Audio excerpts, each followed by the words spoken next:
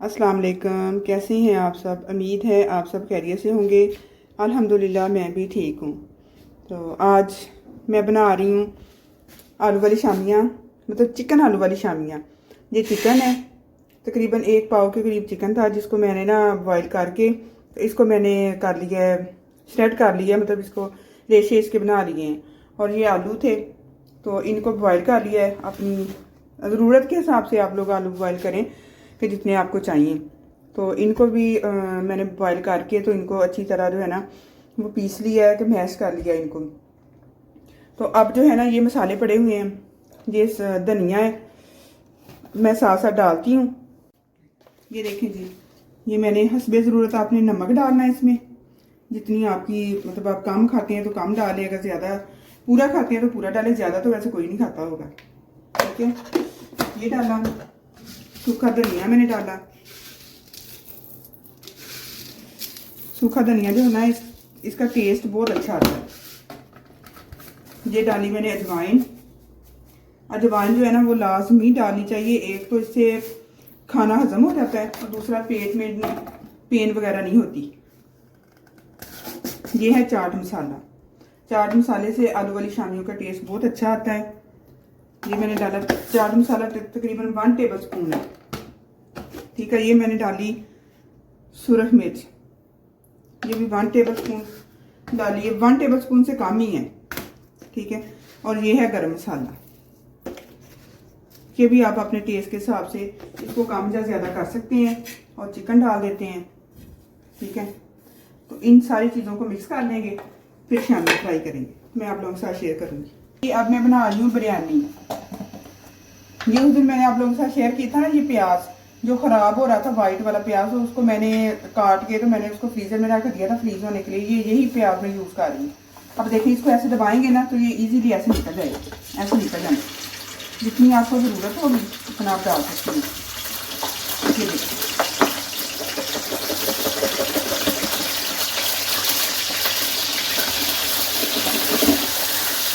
ज़रा भी मिक्स करनी होती है। ये थोड़ा थोड़ा इसको दबाते जाएंगे, जितना आपको ज़रूरत है ना निकल आएगा।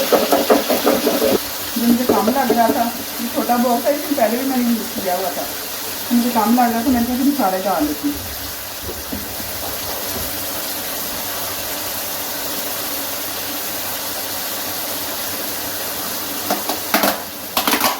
और ये देखिए, ये अदरक लहसुन है, जिसको मैंने जो है ना वो मैंने ग्राइंड करके तो मैंने फ्रीज किया हुआ था। ये देखिए, मैंने क्यूब्स रखे हैं और ऐसे ही मैंने क्यूब्स जो है ना इसमें डाल लेंगे। ज़्यादा मेहनत भी नहीं करनी पड़ती और जल्दी जल्दी काम भी सारा हो जाता है।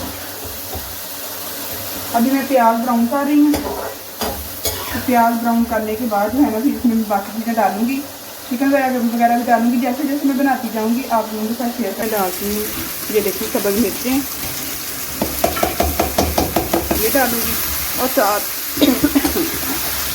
साथ ही मैं अब इसमें ना नमक, मिर्च, बिरयानी मसाला सारी चीज़ें डाल के तो चिकन को थोड़ा सा पानी डाल के ना तो हल्की आंच पे इसको इसी के पानी में मैं पका लूँगी। ज़्यादा पानी नहीं डालूंगी, थोड़ा सा मैंने छट्टा सा लगाना है। तो इसी के पानी में चिकन अपने हल्की आंच पे पकाएंगे ना तो चिकन अपने ही पानी में पक जाएगा। ये देखिए जी, इधर मैंने चावलों का पानी रख दिया। इसमें मैंने सिरका, नींबू, नमक और सब्ज़ मिर्चें डाल दी थी। ये चावल मैंने इसके अंदर डाल दिए हैं। ठीक है, दूसरी तरफ हो गया है बिरयानी का मसाला रेडी। ठीक है, अभी मैं आप लोगों को दिखाती हूँ। इतना अच्छा माशाल्लाह बना है ना। ये देखिए, इसमें मैंने डाला है सारे मसाले, जो रूटीन के मसाले होते हैं वो डाले हैं और बिरयानी मसाला डाला है। और साथ इसके अंदर मैंने डाली है इमली और साथ मैंने डाला है दही। वो मैं आप लोगों के साथ वीडियो शेयर नहीं की, लेकिन सारी चीज़ें डाल के अब सालन मेरा रेडी है। तो इधर मेरे चावल जो है ना अभी बॉयल हो जाएंगे, तो फिर मैं इनको मतलब छान लूँगी चावलों को। तो उसके बाद फिर मैं इसकी तह लगा के ना तो बिरयानी की फाइनल लुक इंशाल्लाह आप लोगों को ज़रूर दिखाऊँगी। ये देखें जी, ये चावल मैंने 1 कनी रख के चावल बॉयल कर लिए हैं। तो ये अब मैं लगाऊंगी तह। ये सालन भी मैंने तैयार करके साथ रख लिया है। और अब इसकी और ये है येलो कलर, तो तह लगाने के बाद मैं चावलों के ऊपर डालूंगी। ठीक है, ये देखिए माशाल्लाह। ये देखें जी, बिरयानी मैंने दम पे रख दी है और अब मैं बना रही हूँ शामियाँ। और ये शामियों की चीज़ें मैं ना वो मैदे का बना के ना मटीरियल, फिर मैं उसको फ्राई करती थी, डीप फ्राई करती थी। आज मैं तवे के ऊपर बना रही हूँ डिफरेंट तरीके से, और ब्रेड क्रम्ब, अंडा और मैदा लगा के तो मैं शामियाँ फ्राई करूँगी। इससे भी बहुत अच्छी और बहुत क्रिस्पी और बहुत ही मज़े की बनती हैं शामियाँ।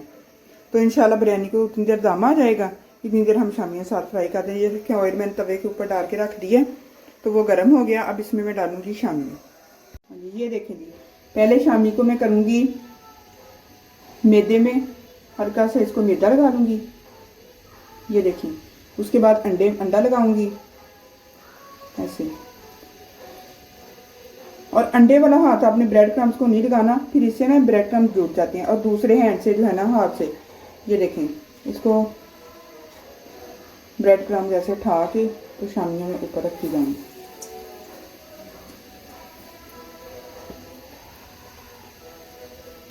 ये ऐसे ड्राई जो मैदा लगाते हैं ना हम लोग, इससे शामी में ना क्रिस्पीपन आता है, मतलब फिर वो पिलपली नहीं होती ना। अंडे को मैंने लगता सही तरह फेंटा नहीं है, शायद इसकी वजह से हो रहा है ऐसे। चलिए ठीक है, अब इसको मैं इधर लगा देती हूँ ऐसे।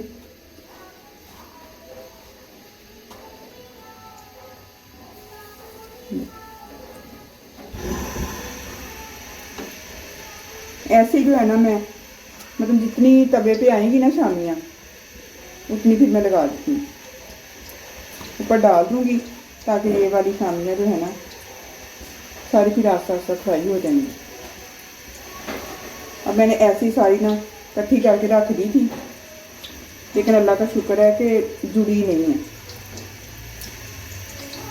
हर इंसान का पकाने का, काम करने का तरीका डिफरेंट होता है। पकानी तो वही चीज़ होती है, लेकिन हर बंदा उसको डिफरेंट तरीके से पकाता है, और हर किसी का टेस्ट भी अपना अपना होता है। ये देखिए, थोड़ी थोड़ी मैंने बड़ी भी बनाई है, मैंने कहा चले।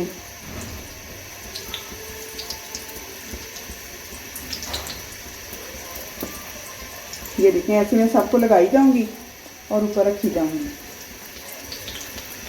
आज ना मैं शामियाँ बनाते बनाते ना आप लोगों के साथ ना एक मैंने बात भी शेयर करनी थी। एक दिन ना इधर बाहर कहीं जा रहे थे, तो रास्ते में ना एक बुजुर्ग से मियाँ बीवी बैठे हुए थे। दोनों बैठे हुए आपस में बड़े ही ना बेचारे लाचार और मजबूर लग रहे थे। तो गाड़ी खड़ी की, हमने उनसे पूछा, तो वो कहते हैं कि हमारा एक ही बेटा है, और एक ही बेटा है, और कोई ना कोई बेटी है ना बेटा, वो एक ही बेटा है। हमने बड़े ना चालाक से उसको पाला, उसकी परवरिश की। अब वो बड़ा हो गया है, वो माशाल्लाह कहते वो ना अफसर बन गया है बेटा हमारा। ये देखिए जी, ये शामियों की मैंने साइड चेंज की है। तो मैं आप लोगों के साथ बात शेयर कर रही थी ना कि वो दोनों मियाँ बीवी बैठे हुए थे, तो बड़े बेचारे ना मजबूर और लाचार लग रहे थे। तो कहते हमारा बेटा अफसर बन गया है, तो अब बहू आई है, तो और कोई हमारा कोई सहारा नहीं है। तो उन्होंने ना हमें, बहू हमारी हमें ना बहुत तंग करती है। वो कहती मैं आप लोगों का काम नहीं कर सकती, खाना नहीं आप लोगों को बना के दे सकती, मैं ऐसे नहीं कर सकती, बोझ हो आप। तो वो बेचारे ना दोनों सड़क पे बैठे हुए थे।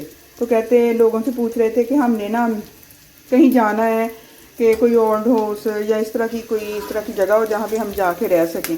तो मुझे देख के आप यकीन करें, वो इतना दोनों मियाँ बीवी रो रहे थे, बड़े ही मजबूर थे, और इतना रो रहे थे, इतने परेशान थे कि हमारी बहू की वजह से हमारा बेटा हमारी बात नहीं सुनता, और वो बहू की सिर्फ बात मानता है। वो कहते होते हैं ना, माँ बाप जब बूढ़े हो जाते हैं तो समझ लें कि वो बच्चे भी सब जितने भी हों माँ बाप के लिए, वो खुद भूखे प्यासे रह के अपने बच्चों की परवरिश भी कर लेते हैं, उनको पाल भी लेते हैं।